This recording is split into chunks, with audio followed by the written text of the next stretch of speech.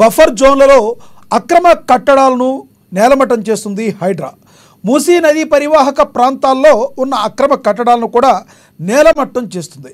అయితే దాదాపుగా 50 ఏళ్ల నుంచి ఇక్కడ ఉన్న మమ్మల్ని ఇలా ఇబ్బందులకు గురి చేయడం సరికాదంటూ అక్కడ ఉన్న ప్రజలందరూ కూడా ఆవేదన వ్యక్తం చేస్తున్నారు. బీజేపీ బీఆర్ఎస్ పార్టీలు ఈ విషయంలో కాంగ్రెస్ పార్టీని కాంగ్రెస్ చేస్తున్నాయని, మూసీ నది చుట్టూ రాజకీయం జరుగుతుంది. అసలు కాంగ్రెస్ ప్రభుత్వం తీసుకున్న నిర్ణయం కరెక్టేనా? బీజేపీ బీఆర్ఎస్ పార్టీలు రాజకీయం చేస్తున్నాయా? ఇదే అంశం గురించి ఈరోజు చర్చను కొనసాగిద్దాం. చర్చలో పాల్గొనేందుకు మనతో సిద్ధంగా ఉన్నారు బీఆర్ఎస్ నేత రామ్మోహన్ గారు జూమ్ కాల్ అందుబాటులో ఉన్నారు. అదేవిధంగా బీజేపీ రాష్ట్ర కార్యదర్శి గంగాపురం వెంకటరెడ్డి గారు జూమ్ కాల్ అందుబాటులో ఉన్నారు. కాంగ్రెస్ నేత శివలాల్ గారు జూమ్ కాల్ అందుబాటులో వస్తారు. అదేవిధంగా రాజకీయ విశ్లేషకులు పాపిరెడ్డి గారు మనతో జూమ్ కాల్ అందుబాటులో వస్తారు. కాంగ్రెస్ అధికార ప్రతినిధి కె సుజాత గారు ఫోన్ ద్వారా అందుబాటులోకి వస్తారు. ముందుగా మనం బీఆర్ఎస్ నేత రామ్మోహన్ గారితో మాట్లాడదాం. రామ్మోహన్ గారు, గుడ్ ఈవినింగ్ అండి. అందరికీ నమస్తే అండి. రామ్మోహన్ గారు, ఇప్పుడు మూసీ నది చుట్టూ ఏవైతే ఈ అక్రమ కట్టడాలు ఉన్నాయో వీటి కూల్చివేతని ఏ రకంగా చూడాలి? మరి రానున్న రోజుల్లో ఇక్కడున్న ప్రజలు ఏం కోరుకుంటున్నారంటే ఏం చెప్తారు మీరు? మనం ఒక్కటి ఇందులో గుర్తించాల్సిన అవసరం ఏంటంటే అండి, ఎప్పుడైతే పాలకులు ప్రజల యొక్క స్థితిగతుల పైన అవగాహన లేకుండా, వాళ్ళ యొక్క జీవన ప్రమాణం పైన అవగాహన లేకుండా, వాళ్ళ యొక్క ఆర్థిక పరిస్థితి పైన అవగాహన లేకుండా ఇటువంటి చర్యలు చేపడితే ఇది ఈ విధంగా తయారవుతుంది. ఎప్పుడైతే ఈ రోజు మూసీ పరివాహక ప్రాంతాల్లో అక్రమ కట్టడాలు ఉన్నాయని ఈ రోజు రేవంత్ రెడ్డి గారు మాట్లాడుతూ ఉన్నారు. మరి గడిచిన యొక్క ప్రభుత్వంలో బీఆర్ఎస్ పార్టీ కానీ, అంతకుముందు కాంగ్రెస్ పార్టీ కానీ, అంతకుముందు తెలుగుదేశం పార్టీ కానీ, అంతకుముందు కాంగ్రెస్ పార్టీ సుమారుగా కాంగ్రెస్ పార్టీ జమానంలోనే ఇక నిర్మాణాలు కొనసాగించుకొని వాళ్ళు కట్టిన వాళ్ళు చనిపోయి వాళ్ళ కొడుకులు వాళ్ళ మనుమలు ఈ రోజు ఆ నివాసం ఉండడం జరుగుతుంది. కుటుంబాల్లో కూడా ఆ ఇళ్లలో కూడా నివాసం ఉంటా ఉన్నారు. గడిచిన తెలంగాణ సాధించిన తర్వాత ముఖ్యమంత్రి వర్యులు కేసీఆర్ గారు ఈ యొక్క ప్రభుత్వ స్థలాల్లో అక్రమంగా కట్టడాలు ఉంటే వీళ్ళు ఒక బీద పరిస్థితిలో ఉన్న కుటుంబాలను బీఆర్ఎస్ బిల్డింగ్ రెగ్యులేషన్ స్కీమ్ కింద ఒక స్కీమ్ పెట్టి సుమారుగా 16,000 యొక్క నివాస గృహాలు అక్రమంగా నిర్మించబడ్డాయి. వీళ్ళందరికీ పునరావాసం కల్పిద్దాం, లేకపోతే ఒక నీటిని ప్రవాహాన్ని సరైన తోవలో మళ్లించి ఎక్కడ నీటికి అబ్స్టకిల్స్ కలగకుండా, ఆటంకం కలగకుండా ప్రవహించే విధంగా ప్రయాణం చేసే విధంగా ప్రణాళికలు రచించడం జరిగింది. దాంట్లో భాగంగా నీకు అక్రమంగా నిర్మాణం చేసుకున్న వారు పునరావాసం కల్పించి వీళ్ళని ఇక్కడ నుంచి న్యాయబద్ధంగా తరలించాల యొక్క ఉద్దేశంతోనే కేసీఆర్ గారు పనిచేయడం జరిగింది. మళ్ళీ ఇప్పుడు ఈ తెలంగాణ ప్రాంతంపైన ప్రేమ లేని వ్యక్తులు మళ్ళీ కాంగ్రెస్ పార్టీ, తెలంగాణ యొక్క స్థితిగతులపై అవగాహన లేని పార్టీ కాంగ్రెస్ పార్టీ, వాటి యొక్క ప్రతినిధి రేవంత్ రెడ్డి గారు ఈ రోజు వచ్చే మూసీని ప్రక్షాళన చేస్తా అని చెప్పి అక్రమంగా ఉన్నారని చెప్పి వాళ్ళను సుమారుగా 5 దశాబ్దాల పాటు కుటుంబాలు నివాసం ఇస్తుంటే వాళ్ళని అక్రమంగా కూలగొట్టి ఉన్న ఫలంగా యథాఫలంగా వాళ్ళను సామాను ఖాళీ చేసుకునే అవకాశం ఇవ్వకుండా కొన్ని దగ్గర వాళ్ళ నిర్వాసితులు చేసి వాళ్ళ పరిస్థితి ఏంది ఈ రోజు? మరి దీనికి పాటుపడ్డ అధికారుల పరిస్థితి ఏంది? ఎందుకు ఈ విధంగా జరిగింది అనేది పూర్తిగా ప్రక్షాళన చేయకుండా, రికార్డు పరిశీలించకుండా, ఎలాంటి నోటీసులు ఇవ్వకుండా ఈ రోజు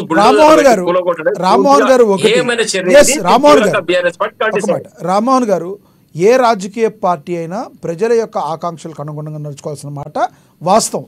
కానీ ఈ రోజున ఒక చిన్నపాటి వర్షానికి ఈ రకంగా హైదరాబాద్ మొత్తం మునిగిపోతున్న పరిస్థితిని మనం గతంలో ఉంది, ఇప్పుడు చూస్తున్నాం. ఏంటి అని ఒకసారి వెనక్కి తిరిగి వెళితే మరి దానికి గల అక్రమ కట్టడాలు కారణమని మనకు తెలిసినప్పుడు చెరువులు, కుంటలు ఈ రకంగా అక్రమ కట్టడాలు వెళ్ళిపోతే రోడ్ల మీదకే కదా నీరు వచ్చేది. అప్పుడెప్పుడో ఆ రాజకీయ పార్టీలు చేయలేదు, ఇప్పుడు ఎందుకు చేయాలని ప్రశ్నించడంలో ఏమన్నా అర్థం ఉందంటారా? చెప్పండి. ఎందుకంటే ఏదైనా రామ్మోహన్ గారు, ఏదైనా ఒకసారి స్టార్ట్ చేశాము అంటే వెనకో ముందుకు వెళ్ళాలి. కాకపోతే ఎవరైతే ఉన్నారో పునరావాసం కల్పించాలి. ఇప్పుడు ప్రభుత్వం కూడా వాళ్ళందరికీ కూడా డబుల్ బెడ్రూమ్లు ఇస్తామని చెప్తుంది. దీన్ని బీఆర్ఎస్ బీజేపీ పార్టీలు ఎందుకు రాజకీయం చేస్తున్నాయి అని అడుగుతున్నారు కాంగ్రెస్ వాళ్ళు. గుర్తుపెట్టుకోవాలండి, ప్రకృతి విపత్తును, ప్రకృతి ప్రళయాన్ని ఎవరు ఆపలేరు. విజయవాడ పట్టణం మునిగిపోయింది, ఖమ్మం పట్టణం మునిగిపోయింది, కర్నూలు పట్టణం మునిగిపోయింది. మరి కృష్ణానదిని, తుంగభద్రను ఏం చేద్దామంటే దోషులతో ఎత్తి సముద్రంలో కలుపుతామంటారా? ఏం చేద్దామంటారు చెప్పండి? ఖమ్మం పట్టణం ఎందుకు మునిగిపోయిందండి అంటే ప్రణాళిక లేదా? ఖమ్మం పట్టణం మొత్తం మునిగిపోయింది, నీళ్ళు వచ్చేసి. మరి పట్టణం మొత్తాన్ని తీసేసి అధికారుల తప్పిదాలు, రాజకీయ నాయకుల యొక్క నిర్లక్ష్యాల వల్లనే ఆ రకంగా మునిగిపోయినాయి. దానికి గల సమస్యనే తెలుసుకుని ఆ సమస్యను పరిష్కరించే దిశగా వెళ్తున్నప్పుడు రాజకీయం ఎందుకు చేయాలి? అక్కడున్న ప్రజలకు ఇందులో పునరావాసం రాజకీయం కల్పించి ఎవరు చేయట్లేదు. కాంగ్రెస్ పార్టీ ఇందులో గమనించాల్సిన విషయం ఏంటంటే మూసీ పరివాహక ప్రాంతంలో అక్రమ కట్టడాలు ఉంటే వాటిని తీసివేయడం సమంజసమే. ఎస్ దానికి బీఆర్ఎస్ పార్టీ కూడా సిద్ధంగా ఉంది. దాని కొరకే బిల్డింగ్ రెగ్యులేషన్ స్కీమ్ అని ఒకటి పెట్టి బీఆర్ఎస్ స్కీమ్ పైన వాళ్ళందరితో చలాన్లు కట్టించి ఆ డబ్బులను తీసుకొచ్చి ఆ నీటిని సక్రమంగా నడిచిపోయే విధంగా ఎక్కడ కూడా ఆటంకం నీటికి అడ్డం పెడితే టౌన్ లోకి వచ్చేస్తుంది. ఆ ప్రకృతి విలయాన్ని ఎవరు ఆపలేరు. ఇది మనం గమనించాలి. ఎప్పుడైతే నిజాం సర్కార్ ఉన్నప్పుడు మూసీకి వరదలు వచ్చినప్పుడు హైదరాబాద్ మహానగరం మునిగిపోతే మోక్షంగూడ విశ్వేశ్వర గారిని పిలిచి దానికి డిజైన్ చేయించి కాలువ నిర్మాణం చేయించి అండర్ గ్రౌండ్ డ్రైనేజ్ నిర్మాణం చేసి 400 సంవత్సరాలు ఒక హైదరాబాద్ నగరం ఇలాంటి విపత్తులు లేకుండా నడవడం జరిగింది. అటువంటిది ఈ రోజు రేవంత్ రెడ్డి గారు సాగునీటి రంగ నిపుణులు లేకపోతే వరద నీటి రంగ నిపుణులు పిలుచుకొని మాట్లాడి ఏం చేస్తే బాగుంటుందని ఒక ప్రణాళికాబద్ధంగా ఒక బ్లూ ప్రింట్ విడుదల చేసి దానిపైన చర్యలు తీసుకుంటే ఈ రోజు అందరూ హర్షించే వాళ్ళు.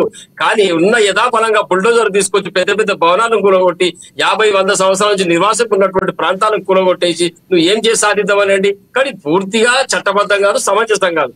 ఎప్పుడైతే నీటి ఏదైతే పారే ఏరియా ఉందో, నీరు పారే ఏరియా వరదలు వచ్చినప్పుడు కానీ వర్షం పడ్డప్పుడు కానీ ఆ పారే ఏరియాను మనం క్లియర్ చేయాల్సిన అవసరం ఉంది. ఆ కాలువను పెద్దగా చేయాల్సిన అవసరం ఉంది. దాంతో పాటు ఈ యొక్క అక్రమాలకు పాల్పడడం ఇమ్మీడియట్ గా నిర్మాణం చేసిన ఇళ్ల కూడా కొడుతున్నావు. వాటికి పర్మిషన్ అధికారులు ఎక్కడ ఉన్నాడు? ఇవాళ ఎవరు కమిషనర్, మున్సిపల్ కమిషనర్ గానీ, రెవెన్యూ తహసీల్దార్ గారు కానీ, ఆర్డీఓ గారు కానీ, కలెక్టర్ గారు కానీ, సంబంధిత అధికారులు ఎక్కడో ఈ రోజు వాళ్ళు పెద్ద పెద్ద బిల్డింగ్లు, అపార్ట్మెంట్లు ఎఫ్టీఎల్లో కడతారు, చెరువులో కడతారు. ఈ తర్వాత బాధితులు ఎవరైతే కొనుక్కునే వాళ్ళు బాధితులు అవుతున్నారు. ఆ లేఅవుట్ చేసిన వ్యక్తి ఎక్కడ ఉన్నాడు? ఆ లేఅవుట్ చేసిన వారి పైన ఏం చర్య తీసుకుంటున్నారో వాళ్ళందరినీ ఫస్ట్ ఇమ్మీడియట్ గా అరెస్ట్ చేసి రిమాండ్ చేయండి. తర్వాత బాధితుల పట్ల సానుభూతులు వ్యవహరించి వాళ్ళ కుటుంబాలను ఎక్కడ షిఫ్ట్ చేసామని ఈ రోజు డబుల్ బెడ్రూమ్లు కట్టింది ఈ యొక్క ఇల్లు కూలగొట్టిన వ్యక్తులకు కాదు, పూర్తిగా నిర్వాసితులు అయిపోయి భూమి గూడు లేని వ్యక్తులకు, డబుల్ బెడ్రూమ్ పేదలకు, బడుగు బలహీన వర్గాలకు, బిలో పావర్టీ లైన్ లో బతికేటోళ్లకు డబుల్ బెడ్రూమ్ నిర్మాణం చేయడం జరిగింది. అంతేగాని ఈడ నువ్వు ఎఫ్టీలో ఇల్లు కట్టుకున్నావు 10 అంతస్తుల బిల్డింగ్ కూలగొట్టి నువ్వు రెండు గదుల ఇల్లు ఇస్తే ఇంతవరకు సమంజసం అండి? ఇది దానిపైన ఎట్లా న్యాయబద్ధంగా చర్య తీసుకోండి. ఈ రోజు కోర్టు కూడా మొట్టికాయ వేయడం జరిగింది. కాంగ్రెస్ పార్టీ సంబంధించిన ముఖ్యమంత్రి రేవంత్ రెడ్డి గారికి సరైన విధానాలు లేకుండా ఎందుకు కూలగొడుతున్నారు మీరు? ఈ రెండోసారి మీకు వార్నింగ్ ఇవ్వమని హైకోర్టు కూడా అక్షింతలు వేసినా కానీ ఒక ప్రభుత్వానికి సిగ్గు రావడం లేదు. కాబట్టి పూర్తిగా రేవంత్ రెడ్డి గారి అంతా కేవలం దొరతనం చూపించుకోనికే, సమస్యలు పక్కదారి పట్టినికే డైవర్షన్ పాలిటిక్స్ ఇది. దీనిపైన తీవ్రంగా బీఆర్ఎస్ ఖండిస్తోంది. ఇటువంటి పనులు చేయొద్దు. ఖచ్చితంగా నిర్వాసితులను వాళ్ళు ఎవరైతే ఇప్పుడు ఇల్లు కూలగొడుతున్నారో వాళ్ళందరినీ కూడా సరైన ప్రాంతాలకు షిఫ్ట్ చేసి హరీష్ రావు గారు కన్నీటి పర్యంతం అయ్యారంట. ఎందుకు? తెలంగాణ ప్రజల మీద బాగా బాధతోనా? ఎందుకు కన్నీటి పర్యంతం అయ్యారు ఈరోజు? అవునండి, ఖచ్చితంగా. ఎక్కడైతే తెలంగాణ ప్రాంతం సుభిక్షంగా ఉండాలి, తెలంగాణ ప్రాంత ప్రజల కొరకు తెలంగాణ పోరాటం చేసి ఆంధ్ర వలస పాలన విముక్తి కల్పించిన తెలంగాణ ప్రాంత ప్రజల కొరకు ఈ రోజు తెలంగాణ నివసిస్తున్నటువంటి బీద బడుగుల బడుగుల అన్యాయం అయిపోయి గూడుపోయి అన్నవ రామచంద్ర, గూడు రామచంద్ర ఈ రోజు పుస్తకాలు కానీ, బట్టలు కానీ, చిన్న చిన్న వస్తువులు కూడా ఇంట్లో బయటకు తీసుకోనియకుండా ఇమీడియట్ గా వచ్చి యుద్ధంలో జరుగుతున్నటువంటి అకస్మాత్తుగా బాంబులేసి దాడి చేసి కూలగొట్టిన విధంగా ఉంది తప్పితే వాళ్ళని ఇక్కడ నుంచి షిఫ్ట్ చేసే విధంగా లేదు పరిస్థితి. దీనిపైన ప్రభుత్వం సమాధానం చెప్పి తీరాల్సిన ఇటువంటి పనులు చేస్తే మాత్రం ఎవరు సహించరు. ఇది చాలా పొరపాటు. దీన్ని ఖచ్చితంగా బీఆర్ఎస్ పార్టీ తీవ్రంగా ఖండిస్తా ఉంది ఈ విషయాన్ని. రైట్ రామ్మోహన్ గారు, మళ్ళీ వస్తాం మీ దగ్గరికి. మనతోటి బీజేపీ రాష్ట్ర కార్యదర్శి గంగాపురం వెంకటరెడ్డి గారు ఉన్నారు. ఆయనతో మాట్లాడదాం. Venkatareddy garu, good evening sir. Good evening. Good evening Venkatareddy garu, జరుగుతున్న పరిణామాలని ఏ కోణంలో చూస్తారు మీరు? ఇప్పుడు లైవ్ లో ఉన్న మిత్రులు, ముఖ్యంగా చిరకాల మిత్రుడు ప్రొఫెసర్ పాపిరెడ్డి గారితో సహా అందరికీ నమస్తే. ఈనాడు తెలంగాణ ప్రాంతంలో జరుగుతున్నటువంటిది, ముఖ్యంగా హైదరాబాద్ లో జరుగుతున్నటువంటి మూసీ నది ప్రక్షాళన, అక్రమ నిర్మాణ కూల్చివేత అనేటువంటిది రేవంత్ రెడ్డి గారు తీసుకున్నటువంటి సందర్భాన్ని మనం ఆలోచించడం జరిగితే, ముందు చూపు లేకుండా, భవిష్యత్తు ప్రణాళిక లేకుండా, ఆలోచన లేకుండా అవివేకరహితంగా తీసుకున్నటువంటి నిర్ణయం. మేము వ్యతిరేకించడం లేదు దీన్ని. భారతీయ జనతా పార్టీ పూర్తిగా దీనికి మద్దతు పలికినటువంటి సందర్భం ఉంది. మా ఎంపీలు రఘునందర్ రావు గారు కానీ, కొండా విశ్వేశ్వరరెడ్డి గారు కానీ, అందరూ మా అధ్యక్షుడు కిషన్ రెడ్డి గారు కూడా మొదట్లో దీనికి మద్దతు పలికినటువంటి పరిస్థితి ఉన్నటువంటిది. ఎందుకంటే హైదరాబాదు క్లీన్ గా ఉండాలా, హైదరాబాదు పునర్నిర్మాణం జరగాల, హైదరాబాదు అంతర్జాతీయ ఖ్యాతి ఉన్నటువంటి పట్టణం అనేటువంటిది మాకున్నటువంటి అభిప్రాయం. కానీ ఆయన తీసుకున్న నిర్ణయము, ఇటువంటి పెద్ద నిర్ణయం తీసుకున్నప్పుడు, క్లిష్టమైన నిర్ణయం తీసుకున్నప్పుడు, ప్రతిపక్ష పార్టీలకు సంబంధించినటువంటి నాయకులతో ఒక సమావేశం పెట్టి, ప్రజా సంఘాలతో ఒక సమావేశం జరిపి, అఖిలపక్ష సమావేశం పెట్టుకొని సలహాలు తీసుకొని పబ్లిక్ ఇవి కూడా రిప్రజెంటేటివ్స్ ఉన్నారు, ఏది ప్రజా సంఘాలకు సంబంధించిన రిప్రజెంటేటివ్స్ వీళ్ళతో చర్చించి ఏం చేస్తే బాగుంటది అనేటువంటిది మరి ముందుకు పోతే బాగుండేది. ఆయన ఏమనుకున్నాడంటే నేనేదో చేస్తే నాకే క్రెడిట్ వస్తుంది మొత్తము అనేటువంటిది ఆల్ ఆఫ్ సడన్ గా రంగనాథ్ గారిని ప్రవేశపెట్టి హైడ్రా అనేది ఒక ఎగ్జిక్యూటివ్ ఆర్డర్ ఇప్పటి కూడా చట్టపరంగా దానికి మద్దతు లేదు. మంత్రివర్గం ఈ మధ్యన తీర్మానం చేసినప్పుడు కూడా ఎందుకు మరి ఆర్డినెన్స్ చేయలేదు, ఆ అసెంబ్లీ ఇప్పట్లో సమావేశం అయ్యేటువంటి పరిస్థితి లేదు, ఎందుకు వెనక్కిపోయినారు, మరి గవర్నర్ గారు పంపించారా లేదా మనకు తెలియదు. నేనేమంటున్నానంటే ఇష్టం వచ్చినట్టుగా కూలగొట్టడం అనేటువంటిది చట్ట వ్యతిరేకము. ప్రభుత్వమే అనుమతినిచ్చింది, హెచ్ఎండి అనుమతినిచ్చింది, జిహెచ్ఎంసీ అనుమతినిచ్చింది, వాటర్ కనెక్షన్ ఇచ్చింది, కరెంట్ కనెక్షన్ ఇచ్చింది, అన్ని ఉన్నటువంటి గృహాలను ఏ గ్రౌండ్ లో మీరు కూల్చదలుచుకున్నారు అనేటువంటిది. అంటే ఏం చెప్తారు, మున్సిపల్ యాక్ట్ లో ఉంది, అక్రమ నిర్మాణాలను కూలగొట్టేటువంటి హక్కు మున్సిపల్ యాక్ట్ లో ఉంది. కానీ మీరు కూలగొడుతున్నటువంటి అన్నిటి కూడా ఉదాహరణకు మీరు తీసుకోండి, దుర్గం చెరువు గారి దగ్గర ముఖ్యమంత్రి గారి సోదరుడు తిరుపతి రెడ్డి గారు ఉన్నటువంటి 200 పైగా ఉన్నటువంటి విల్లాలకు అన్నిటి కూడా అనుమతులు ఉన్నాయి. మరి అది చెరువులో ఉందా, బఫర్ జోన్ లో ఉందా, ఫుల్ ట్యాంక్ లెవెల్లో ఉందా అనేటువంటిది మాకు తెలియదు. మాకు అన్ని రకాల అనుమతులు ఉన్నాయి, అప్రూవల్స్ ఉన్నాయి, పర్మిషన్స్ ఉన్నాయి, మేము కట్టుకున్నాము, మేము కొన్నాము అనేటువంటిది వాళ్ళు చెప్తున్నారు. అటువంటి ఇంటిని కూలగొట్టడానికి ప్రభుత్వానికి హక్కు లేదండి. అందుకే హైకోర్టు స్టే చేసింది. హైకోర్టు స్టే చేయడానికి కారణం ఏంది, ఒక జీవో అనేటువంటిది ఎప్పుడు కూడా సబ్స్టిట్యూట్ కాదు చట్టానికి. పైగా అన్ని అనుమతులు ఉన్న ఇంటిని కూలగొట్టాలన్నప్పుడు దానికి ముందు తతంగంగా జరగాలి. ఇక్కడ రేవంత్ రెడ్డి గారు పప్పులో కాలేసినాడు. అక్కినేని నాగార్జునకు సంబంధించినటువంటి ఆస్తులను కూలగొట్టినప్పుడు తెలంగాణ హైదరాబాద్ లో ఉండేటువంటి ప్రజలు బ్రహ్మరథం పట్టారు ఎవరికి, రేవంత్ రెడ్డి గారికి. ఇప్పుడు అది జీరోకి వచ్చింది. ఎవరు మా పరిస్థితి వ్యతిరేకంగా తయారైంది. పేదలది, బడుగు వర్గాలు, మూసినది ప్రాంతం లోపల ఒక ఇల్లు అనేది ఒక డ్రీమ్ కళ వాళ్ళకి. ఆ గృహాలని అన్నిటిని కూడా నిర్దాక్షిణ్యంగా ఉదయం పిల్లలు స్కూల్కి వెళ్ళినప్పుడు ఉన్నటువంటి ఇల్లు సాయంత్రం ఇంటికి వచ్చేటప్పటికి ఆ పసిపిల్లలు చూసిన తర్వాత వాళ్ళ ఏడుపులు చూసిన తర్వాత మనం గమనించవలసినటువంటి మనోవేదన, సంక్షోభము, మానసిక సంఘర్షణ గురించి ప్రభుత్వం ఆలోచించలే. అదే అక్బరుద్దీన్కు సంబంధించినటువంటి కాలేజీకి ఏమో మినహాయింపులు ఇచ్చారు. పల్లా రాజేశ్వర రెడ్డికి మినహాయింపు దొరుకుతుంది, మల్లారెడ్డి గారికి మినహాయింపు దొరుకుతుంది, తిరుపతి రెడ్డి గారి తమ సోదరుడికి మినహాయింపు దొరుకుతుంది. మొట్టమొదటి చేయాల్సిన ప్రయత్నం ఏంటంటే గండిపేట పరిహారక ప్రాంతంలో ఉన్నటువంటి కాంగ్రెస్ నాయకుల, బీఆర్ఎస్ నాయకుల, బీజేపీ నాయకుల, అందరి నాయకుల యొక్క విల్లాలు ఏవైతున్నాయో వాటిని ముందు లెక్కించి మీరు న్యూస్ పేపర్లో పబ్లిష్ చేసి మీరు కూలగొట్టే ప్రయత్నం చేసి ఆ తర్వాత పేదల వైపు రావాల్సింది. పేదలకేమో కోర్టు తెలియదు, న్యాయం తెలియదు, డబ్బులు తెలియదు, వాళ్ళు అట్లాగే ఏడుస్తూ ఉన్నటువంటి పరిస్థితి, చచ్చిపోతున్న పరిస్థితి, ఆత్మహత్య చేస్తున్న పరిస్థితి. అందుకోసమే మా ఈటల రాజేందర్ గారు తన నియోజకవర్గ పరిధిలో జరుగుతున్నటువంటి మీద గత 5 రోజులుగా ఆయన వ్యతిరేకిస్తున్నారు. చైతన్యపురిలో ఈటల రాజేందర్ గారు మాట్లాడారు. అదేవిధంగా చైతన్యపురి కూడా 50 ఏళ్ల క్రితంలో ఆ లేఅవుట్లన్నీ వేసి కొనుగోలు చేస్తున్న పరిస్థితి అని చెప్తున్నారు. అవును, చైతన్యపురి మనకు అందరికీ తెలిసినట్టుంది కానీ 50-20 సంవత్సరాలుగా చూస్తున్నటువంటిది. మీరు నిర్ణయం చేసేటువంటిది దేనికోసం నిర్ణయం చేస్తున్నాడు. ఇవాళ రేవంత్ రెడ్డి గారు పద్మవ్యూహంలోకి వెళ్ళాడు తప్ప వాపస్ వచ్చేటువంటిది ఎట్లోగా తెలియనటువంటి ఒక పరిస్థితులు రావడం జరిగినటువంటిది. కాబట్టి చేయవలసినటువంటి కార్యక్రమాలు అనేక ఉన్నాయి. ఆయనకి గ్యారంటీలు ఉన్నాయి, 13 గ్యారంటీలు ఉన్నాయి, 400 గ్యారంటీలు ఉన్నాయి. వాళ్ళు చేసింది ఒకటి, ఉచిత బస్సులో మహిళలు కూర్చుంటున్నారు, టికెట్లు తీసుకున్నటువంటి పురుషులేమో నిలబడిపోతున్నటువంటి పరిస్థితి. నో ఫ్రీక్వెన్సీ ఎక్కువ చేయలేదు, బస్సులు అదనంగా ఇవ్వలేదు. ఆ రకంగా దాన్ని నడిపిస్తుకొచ్చారు. 50% రుణమాఫీ జరిగింది. రుణమాఫీలో చేసినటువంటి పెద్ద మోసము అన్ని అయిపోయింది. ఆగస్టు 15 అన్నాడు, ఎక్కడైపోయిందండి? ఇప్పుడు నిన్న మొన్న అంటున్నాడు, నాగేశ్వరరావు గారు మంత్రి అంటున్నాడు, వచ్చే నెల ఈ నెల 30,000 రూపాయల 4.5 లక్షల మందికి అదనంగా వేస్తాం, ఖాతాలో డబ్బేస్తాం అంటున్నాడు. రైతు అంటే నిర్వచనం ఏంటండి? రైతు అంటే టీచర్ రైతు కాదా? పెన్షనర్ రైతు కాదా? ఇన్కమ్ ట్యాక్స్ అప్లై చేసిన రైతు కాదా? నిజంగా సైతం చేస్తున్నటువంటి రైతుని మీరు ఏం చేస్తున్నారు? పెద్ద మోసము. 33,000 కోట్ల నుంచి 38,000 కోట్ల నుంచి 21,000 కోట్ల నుంచి 18,000 కోట్ల నుంచి 12,000 కోట్ల కాకి లెక్కలు చెప్తున్నారు. రైతు బంధు అది లేకుండా పోయింది. పంటలు వస్తున్నటువంటి పరిస్థితి. కాబట్టి నేను చెప్పదలుచుకున్న పాయింట్ ఏంటంటే అనేక సమస్యల సుడిగుండంలో ఇవాళ రేవంత్ రెడ్డి గారి సర్కారు ఉంది. అది ఎంతకాలం ఉంటుంది ఏముంటుందో కూడా అనుమానాలు ఇప్పుడు స్టార్ట్ అయినటువంటిది. ఆయన దీని మీద వెనక్కి పోతే పులి మీద స్వారీ అయినది జరుగుతున్నటువంటి పరిస్థితి. కాబట్టి ఇవాళ నిన్న మొన్న వాతావరణం చూసినట్టయితే వెనక్కి పోతున్న పరిస్థితులు ఉన్నాయి. కాబట్టి పెద్దవాళ్ళ ఆస్తులనేమో రక్షణ ఉంటది, కోర్టుకు వెళ్ళొచ్చు, మీరు ఏవో కారణాలు చెప్తారు. కానీ పేదవాడి గురించి వచ్చినప్పుడు ఇక్కడ భారతీయ జనతా పార్టీ వ్యతిరేకిస్తున్నటువంటి పరిస్థితి. మధ్యతరగతి ప్రజలు అది అంతకంటే తక్కువగా ఉన్నటువంటి జనం యొక్క ఆస్తులని జీవితంలో ఒక ఇల్లు అనేది ఒక కళనండి. మామూలు గుడిసెను కూలగొడితే ఎంత బాధ అవుతుందో మీకు తెలుసు కదా. అంచేత ఇవాళ రేవంత్ రెడ్డి గారి సర్కారు బోన్లో నిలబడ్డది అనేటువంటిది భారతీయ జనతా పార్టీ భావిస్తున్నటువంటి సందర్భం. అయితే వెంకటరెడ్డి గారు, ఇప్పుడు మీరు అనేది ఎవరైతే పెద్ద పెద్ద బిగ్ షాట్స్ ఎవరైతే ఉంటారో ముందు వాళ్ళకి సంబంధించినవి ఉండి దాన్ని చూపించి ప్రజలకు చూపించి వీళ్ళకి కొంత సమయం ఇచ్చి పునరావాసం కల్పించి చేయాలంటారు ప్రభుత్వాన్ని మీరు. అది జరగాల్సింది అది మీరు ఏం కనపడుతుంది? మామూలుగా మనకేం కనపడుతుంది? రేవంత్ రెడ్డి గారి సోదరుడు తప్పించుకుంటాడు, మళ్ళా రాజేశ్వర రెడ్డి తప్పించుకుంటాడు, అక్బరుద్దీన్ ఓవైసీ తప్పించుకుంటాడు. పేదలు బలిపశువులా? రైట్ మీ దగ్గరికి మళ్ళీ వస్తారు వెంకటరెడ్డి గారు. మనతోటి రాజకీయ విశ్లేషకులు పాపిరెడ్డి గారు ఉన్నారు. పాపిరెడ్డి గారితో మాట్లాడదాం.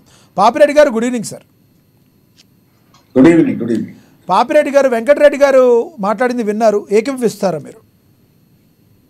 నేను రామ్మోహన్ గారు ఇద్దరికి కూడా నమస్కారం. రామ్మోహన్ గారికి, వెంకటరెడ్డి గారు మేము 15 సంవత్సరాలు జాగు పోరాటంలో కొట్లాడి తెలంగాణ రాష్ట్రం సాధించడంలో వెంకటరెడ్డి గారు కూడా ముందున్నారు, నేను కూడా ముందుండి అందరికి కూడా వాళ్ళు అనుకోకుండా కలిసినాం. అయితే లక్ష్మీనారాయణ గారిని ఒక 2-3 విషయాలు చెప్తా, నాకు కొద్దిగా టైం ఇవ్వాలి మీరు. మాట్లాడండి సార్. విషయం ఏంటంటే ఇప్పుడు రేవంత్ రెడ్డి గారు ఈ హైదరాబాదు సిటీని పునరుద్ధరించాలి, ప్రక్షాళన చేయాలి, గవర్నమెంట్ చర్యలలో ఉన్న భూ కబ్జాదారులు కానీ గవర్నమెంట్ భూములను కానీ ఎవరైతే ఆక్రమించుకున్నారో వాళ్ళందరినీ కూడా తీసివేస్తానడం మంచి నిర్ణయం. దాన్ని అందరూ కూడా ఒప్పుకుంటున్నారు. ఈవెన్ బీజేపీ ఒప్పుకుంటున్నది, బీఆర్ఎస్ ఒప్పుకుంటున్నది, ప్రజలందరూ కూడా ఒప్పుకుంటున్నారు. కానీ ఇక్కడ విషయం ఏంటంటే, అదే మన వెంకటరెడ్డి గారు చెప్పింది నేను కొంత వేరే దిక్కు గురించి చెప్తా.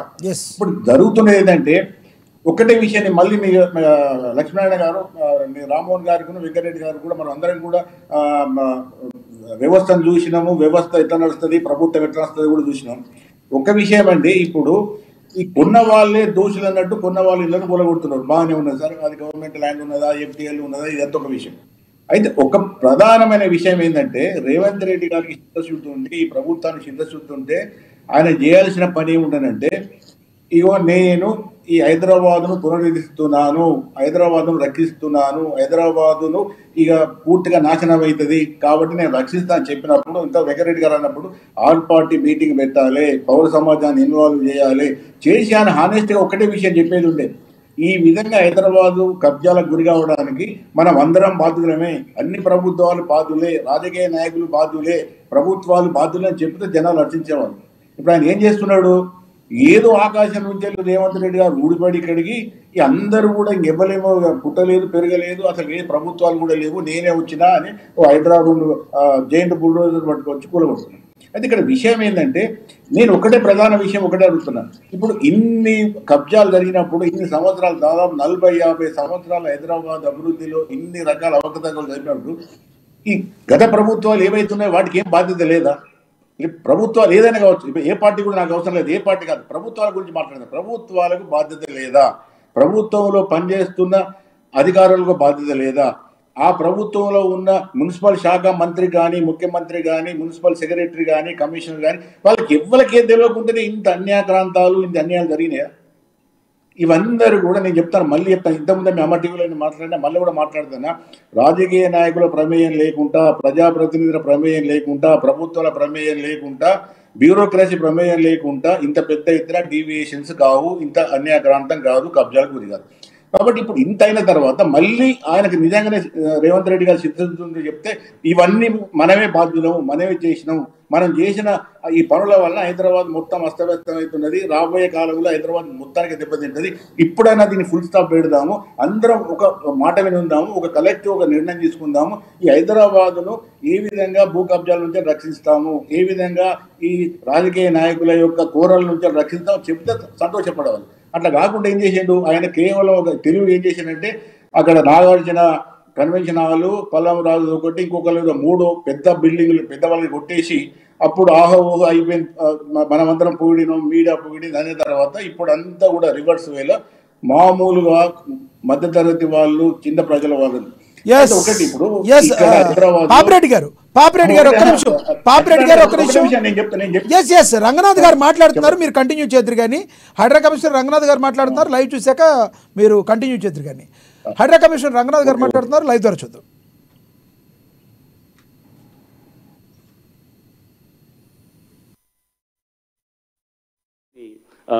మీ అందరికి కూడా ఇంతకుముందు పలు సందర్భాల్లో కూడా చెప్పడం కూడా జరిగింది.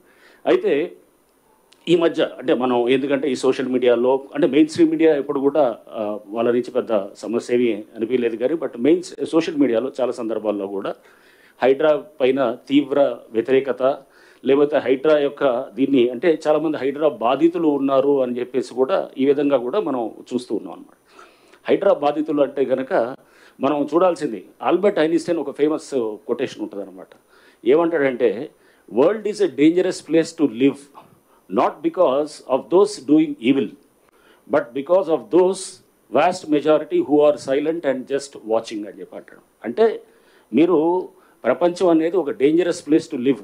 ఎందుకు దానికి మీరు అంటే నాట్ బికాస్ ఎవరో కొంతమంది దాంట్లో తప్పు చేస్తున్నారని కాదు, వాళ్ళు తప్పు చేసేవాళ్ళు అనేది కాదు, బట్ సైలెంట్ మెజారిటీ ఎవరైతే ఉన్నారో వాళ్ళు ఊరికనే దాన్ని బయట నుంచి చూస్తూ ఉంటారనమాట. చూస్తూ ఉన్న వాళ్ళ వల్ల నష్టం ఎక్కువ ఉంటుంది అనేది కూడా చాలా స్పష్టంగా ఆల్బర్ట్ ఐన్స్టైన్ కొటేషన్ మనందరం కూడా గుర్తు చేసుకోవాలి.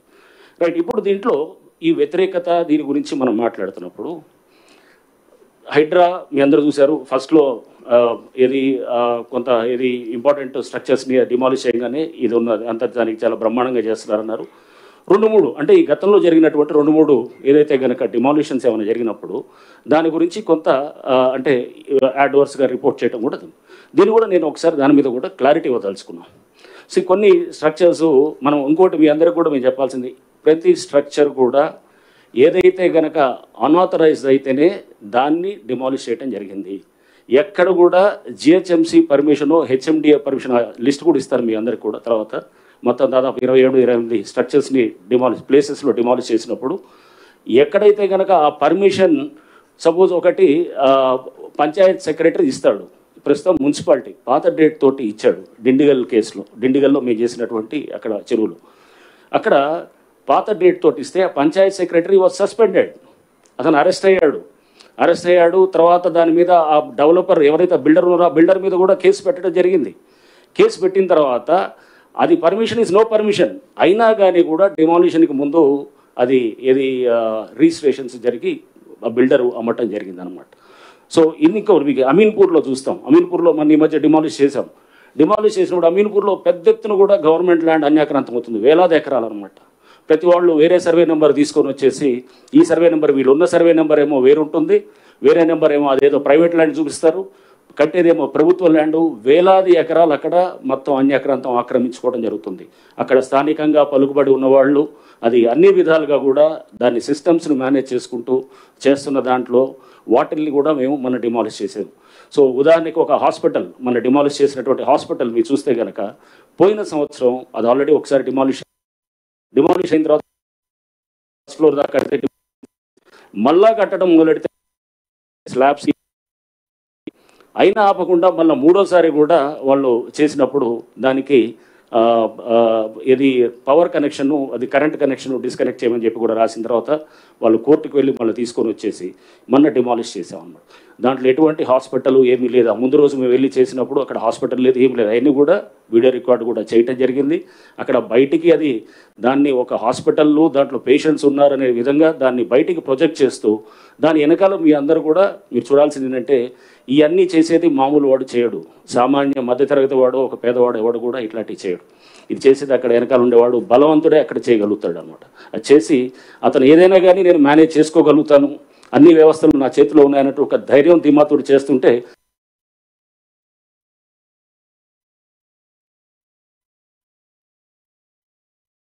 Welcome back. పాపిరెడ్డి గారు కంటిన్యూ చేయండి ప్లీజ్. మనం మాట్లాడేదే రంగనాథ్ గారు కూడా మాట్లాడతారు. రంగనాథ్ గారు కూడా కొత్తగా మాట్లాడతలేదు.